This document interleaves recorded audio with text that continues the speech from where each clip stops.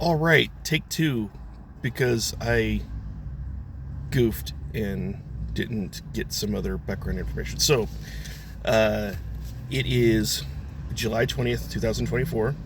It's a this day in history for July 20th.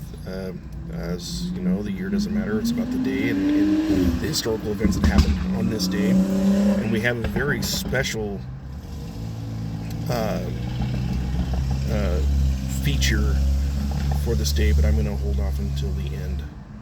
Um, because I want to spend a little bit of time on talking about it, because uh, it's it's something that I hold in high regard. So um, let's get with the birthdays, and then we'll get into this day in history. So 1919, we see the birth of Sir Edmund Hillary. He is a New Zealand explorer. I do believe that he went to the summit of Mount Everest. Um, can't remember. He was a pretty uh, well-known explorer of the 20th century. And mind you, all these births are all 20th century. And I do recall that Hillary Clinton had said one time in some interview, or maybe it was um, she was at a podium of some sort. It's either she was either giving a speech, or she was at a convention or a debate, or whatnot. But she had made mention that her parents had named her Hillary after Sir Edmund Hillary. So yeah. 1933, we see Cormac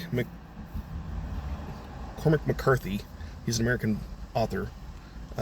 Natalie Wood. Here's where I got tripped up, because I was talking about Natalie Wood. Natalie Wood was born in 1938. She was an American actress. She's actually born Natalie Zarenko. She was born to Russian immigrant parents. Um, Obviously, when she broke into Hollywood, having a Russian last name probably didn't sit very well. It was the Cold War. She did a lot of movies in the 60s and 70s. She would pass away at the age of 43 in 1981. It was a unique drowning. In fact, her birth certificate said that she had drowned, and until many years later, when it was reopened and said that the cause of her death was undetermined. She was vacationing with actors Robert Wagner and Christopher Walken. I believe she and Wagner were actually dating at the time. So there had been some, there's always going to be some conspiracy theory stuff there, and I believe that there's some conspiracy stuff that suggested that Wagner was somehow responsible for her death, but it was never actually conclusively proven. So, but her life was cut short. I mean, she had a um, pretty amazing career. I mean, she was like a bright, shining star. I mean, she was. Um, I don't know that I would say that she was the Marilyn Monroe of her generation, but she was, pretty well known, and she was like one of those, top billed starlets of her day. So, 1947, we see the birth of Carlos Santana. He's a Mexican American musician. Um, he does a lot of collaboration with a lot of other artists as well. Amazing guitar player. Amazing. At any rate, he is the same age my dad is, and he was born in 1947. 1966, we see the birth of Enrique Peña Nieto, who is uh, president of Mexico. 1980, we saw the birth of Giselle Bundchen, Brazilian model. I think she married Tom Brady, and then they divorced. She married some football player. I thought it was Tom Brady. I don't know. I don't like the guy anyway, so I could care less. I am not a Patriots fan. Can't stand the Patriots. They can, don't like them. Sorry. Any Patriots fans out there? Sorry. I'm a Niners fan. Why? Because Joe Montana was the man, and he's still the man as far as I'm concerned. He'll always be the man. Moving right along. We're going back to this day in history. We're going back to the year is 1402, and the forces of the Ottoman Sultan Bayezid I, he was defeated by Central Asian ruler Timur at the Battle of Ankara. Now, due to this defeat did end up leading to the collapse of the Bayezid Empire. We fast forward to the 19th century, and in 1877, the Siege of Pleven began, and that was basically that kicked off the Russo-Turkish War of 1877 to 1878. 1894, we have the Pullman Strike, and the Pullman Strike was it was a widespread railroad worker strike across the United States, and it concluded on this day basically because President Grover Cleveland had ordered federal troops to Chicago to go take care of the situation, and as such, nobody wants to mess with the federal troops, so essentially the strike was came to an end, and it doesn't sound like that there was any bloodshed or anything, so it came to a peaceful end. 1917, we have a couple things that happen here. In 1917, the Corfu Declaration was issued, and basically what it did was it called for the establishment of a Yugoslav state. So it was at that point Yugoslavia became its own nation, and that would remain Yugoslavia up until the 90s, when it'd be broken up into its its components of Bosnia and Croatia, Serbia. They were all part of what was, when I was growing up, known as Yugoslavia. So that Corfu Declaration happened on this day in 1917. Also on this day in 1917, we're on the, it's the Bolshevik Revolution is going on, or it's settling down. Prince Georgy, I'm going to butcher this, I'm sorry, Yevgenyevich Ilvov, he resigned as prime minister of the provincial government. So, for context, Tsar Nicholas II is dethroned. He was Tsar, basically emperor. He was dethroned, and they had a provisional government going on. And from what I read, it looks like the Bolsheviks were like this close to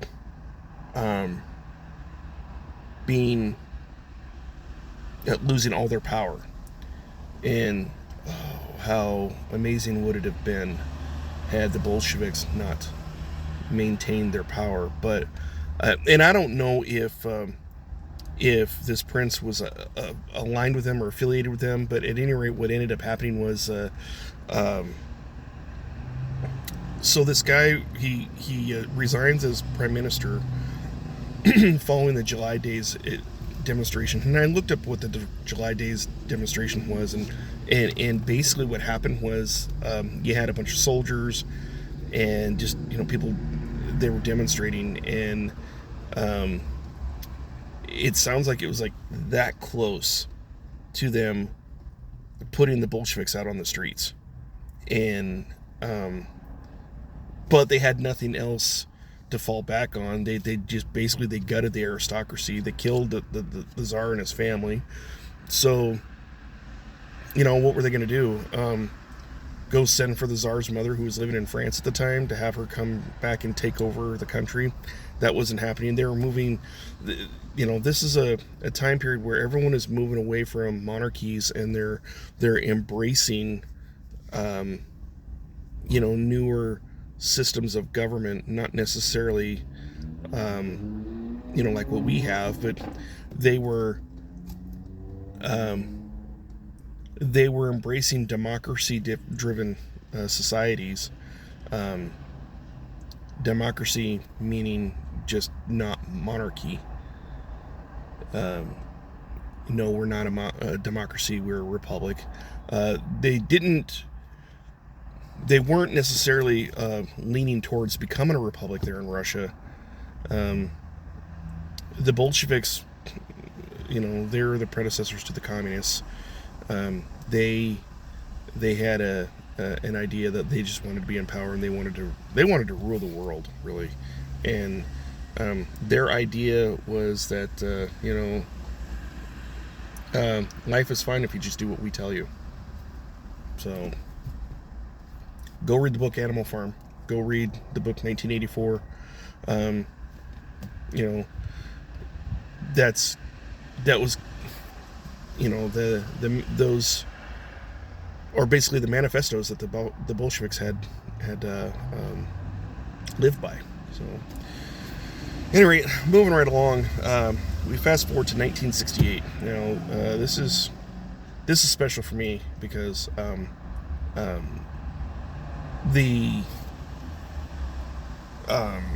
I've been at Special Olympics. So on this day, 1968, the very first Special Olympics event took place. It was at Soldier Field in Chicago. Special Olympics, the National Special Olympics was founded, created, organized by my kin. I'm a Kennedy.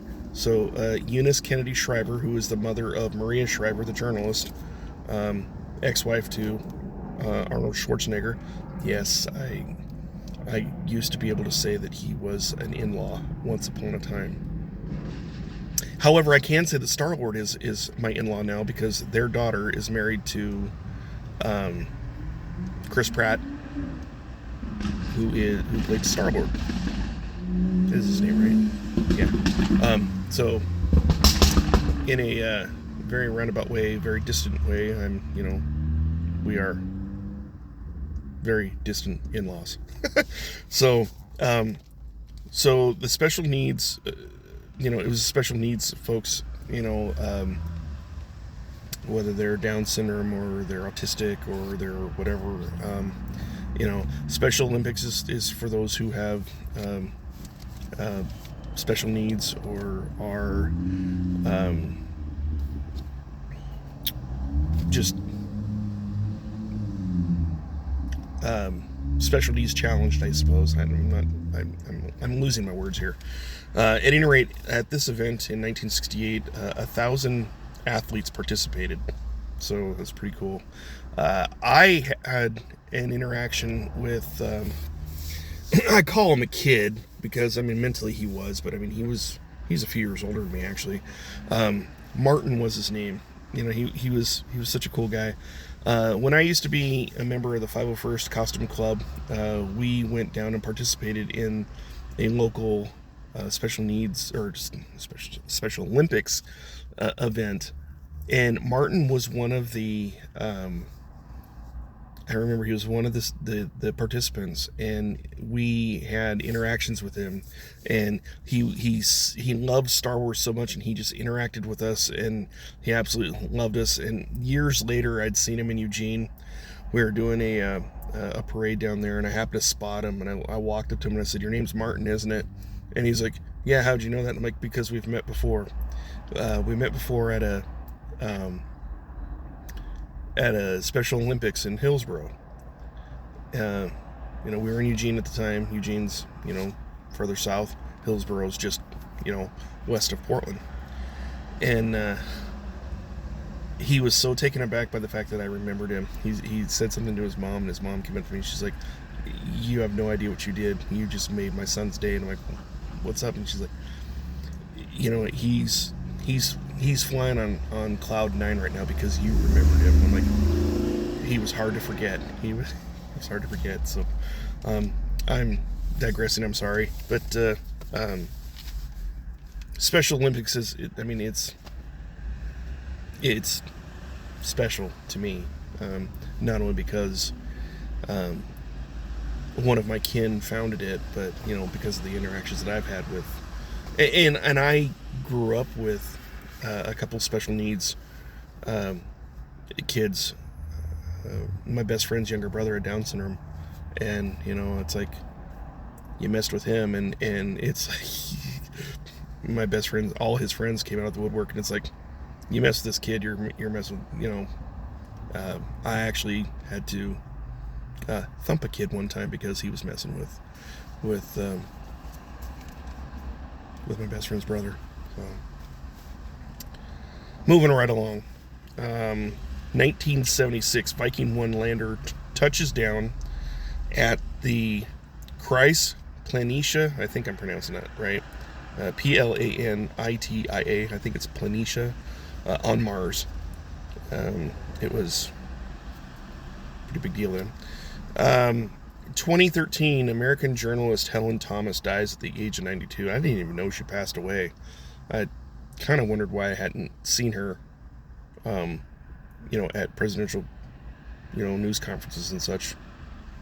Now that I think about it, it's been like 11 years now. Yikes. She was a female pioneer in journalism. She overcome a lot of hurdles because when she got into it, it was at a time where it was a male-dominated arena, and so she really broke through a lot of stereotypes and the like. She covered multiple presidents in her lifetime. So she died on this day in 2013 at the age of 92. Now, we have 2 special events that happened on this day. And I'm going to talk about the most recent one and then go back to the former. So 1969, United States, we landed on the moon. And Eagle Lunar Lander module carrying Neil Armstrong and Edwin Buzz Aldrin landed on the moon. A few hours later, Neil Armstrong would be the first man to step foot on the moon. He was quoted as saying, "One small step for man, one giant step for mankind." There's a big conspiracy that it never happened and that it was faked and all this and that, and like my brother's in that camp. I have a brother that thinks that it was a faked landing because there's shadows. Okay, well, see, he thinks that the whole surface of the moon wouldn't generate shadows because there's except for the fact that the surface of the moon isn't flat. It actually is pockmarked because space debris hits the moon on a constant basis, so there's big craters and such. I'm sorry, the sun is not going to light up every square inch of that surface. All right, if you're in a crater, or if you've landed in a valley and then there's something else up higher there, yeah, there's going to be shadows. The other thing that he took issue with is that when they put up the flag, that you could see the flag flapping, and he's like, that how would that happen? It's like, well, there is such a thing as called solar winds, right? So yes, that is a thing, and that did happen. But the most important thing, and down in McMinnville, Oregon, there is an air museum there, and they do have a replica of this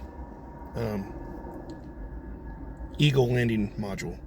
All right, here's the one thing that, if this were faked, they wouldn't have thought to do this. NASA cut the ladder. They cut the ladder 18 inches.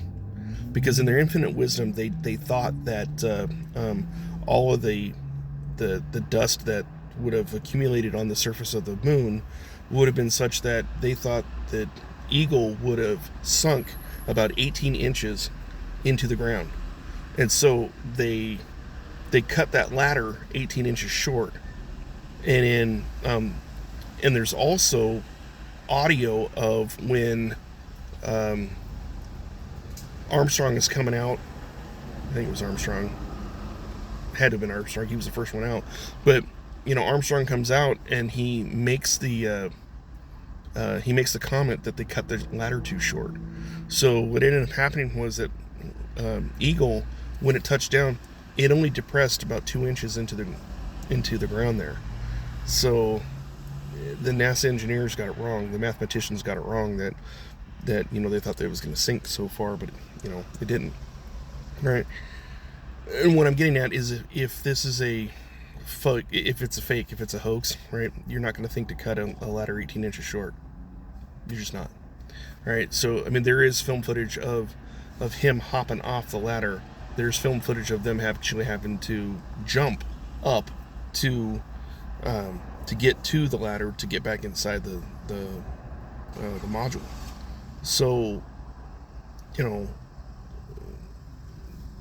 in my mind, there's no way that this could have been a fake. If it was faked, it was a damn good fake, and it because it bamboozled a lot of people.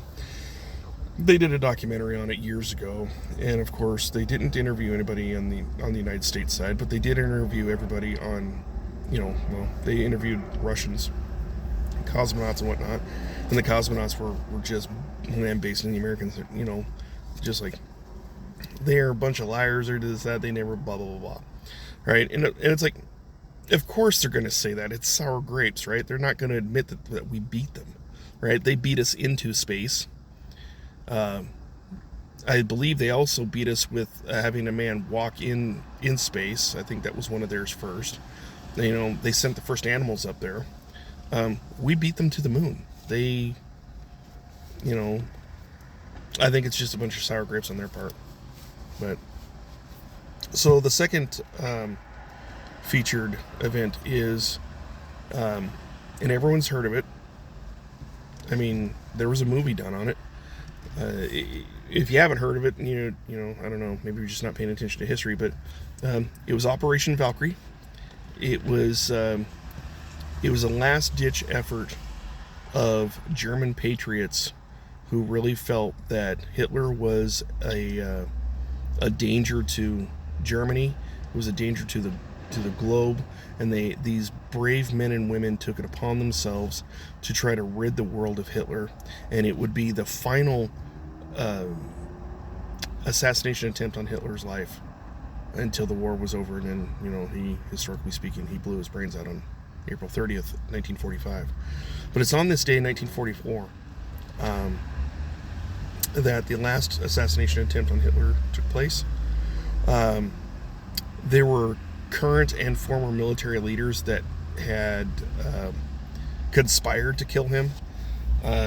They had concluded that the best way to get him was by way of a bomb. It was a coup. Without a doubt, it was a coup. And the thing is, it wasn't just Hitler they had to kill. They had to kill Goebbels. They had to kill Bormann. They had to kill Goering. They had to, whoever wasn't at that meeting. And this was a meeting in Prussia, East Germany, I think. Maybe it was in Poland. But it was called the Wolf's Lair, and it was a hot summer day.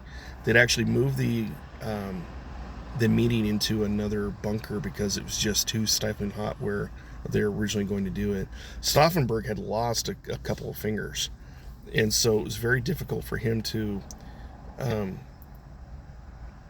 The bomb was such that you had to crimp this detonator. And basically it was a fuse. It was like a timed fuse. And so he had a satchel bag.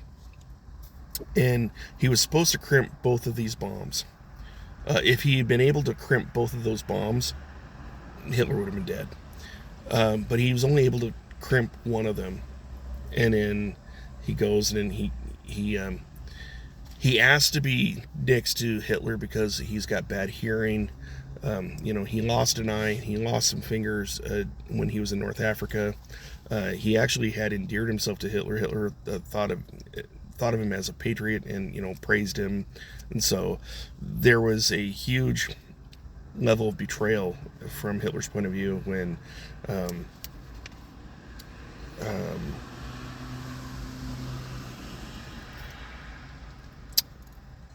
Stauffenberg. He was a colonel, Colonel Klaus Count Schrenk von Stauffenberg. The man is a hero. I think that they should have a national holiday for this man in Germany.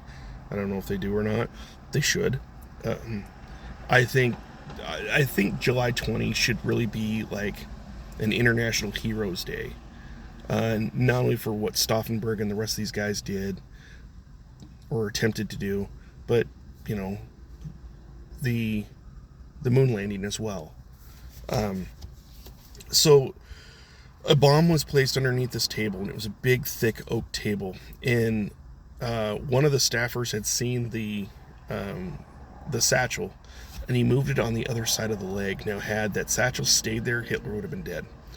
And surprisingly, we're talking like, a foot thick oak is literally what saved Hitler's life, because this staffer had taken the bag and put it on the other side of the leg at the table, and then when it exploded, that staffer got killed. A bunch of guys got killed. Stauffenberg had himself called away. Said he had a phone call. He got called away, and so when the explosion went off, that's when he immediately went to the airport to fly back to Berlin so that they could take over. And there's a lot of reasons of why the coup failed. The first one was that they didn't kill him. The second, you had Colonel Friedrich Obrecht he had one job, and that job was to get the ball rolling to initiate the coup. Have all the SS guys use the regular army to arrest all of the SS and get them out of the way. Stauffenberg, he had this thing planned down to the T. It's like you use the army to do the coup because the army takes out the SS, and you systematically get all of the regions to do the same thing, get rid of all their SS, and then but Obrecht, because he couldn't confirm that Hitler was dead, and so he waited hours, and those lost hours is what really set them back. Major General Henning von Tresckow, he was the guy who recruited Stauffenberg, and retired Colonel General Ludwig Beck. He was formerly Chief of General Staff. All these guys were involved, and Beck was willing to step up and basically take on a chancellor's role, in an interim government, to take over and to sue for peace with the Allies and the like. Another high-ranking officer that was implicated was Field Marshal Erwin Rommel. He was approached, but because he had a disdain for assassination, he wouldn't have anything to do with it. He knew about it, and he did nothing to stop it, and that's why a couple of generals paid him a visit and gave him a cyanide pill, and they said, either you can suck on the cyanide pill and we'll actually give you a state burial as a hero to the fatherland, or we're going to haul your ass in. We're going to put you on in one of these trials where everyone is guilty. There's no justice there, and your wife and your son will be, they'll be condemned as well. So he was a very stout Catholic man, and Catholics don't believe in suicide. They think that, you know, you're automatically damned to hell for if you commit suicide. He was a very devout Catholic man, but I would like to think that the Lord would have some mercy on his soul, because of he chose the cyanide pill to spare the lives of his wife and son. So, and unfortunately, Manfred, his son, unfortunately, he passed away several years ago. So it's like, you know, I would love to have met Manfred and asked him about his dad. That's like, Rommel is one of my historical figures that I have a lot of respect for. It's not hero worship so much as that I just respect the man. But at any rate, it's the 80th anniversary of this failed assassination attempt, and I know that I'm going long here, but you know, it's an important day, and this, you know, this attempt meant something. It meant that there were still some good people in Germany. That you know, in the movie, Tom Cruise plays Stauffenberg, and one of the things he said is that he's like, you know, I want the world to know that not all Germans are like him. And so it's, you know, so on a day like today, you know, I take a moment of silence for Stauffenberg and all the rest that were involved, and I just, you know, I pray for their mortal souls. I mean, really, they, you know, they tried to do the world a solid, and ultimately, because of blunders, they failed. It is what it is, but their deeds can't go unnoticed, and their deeds should never be forgotten. So with that, that is this day in history for July 20th, and we'll do it again tomorrow for July 21st. Probably won't be as cool as today, but that's okay. It's funny that last night I noticed that we had a full moon, so it made me think of, you know, the landing of the moon being today. I don't know what the moon's going to look like tonight, but, you know, so, you know, both events are honored, and they should be honored. So there you go. Take care, be well, be blessed, and we'll do this again tomorrow. All right, see ya.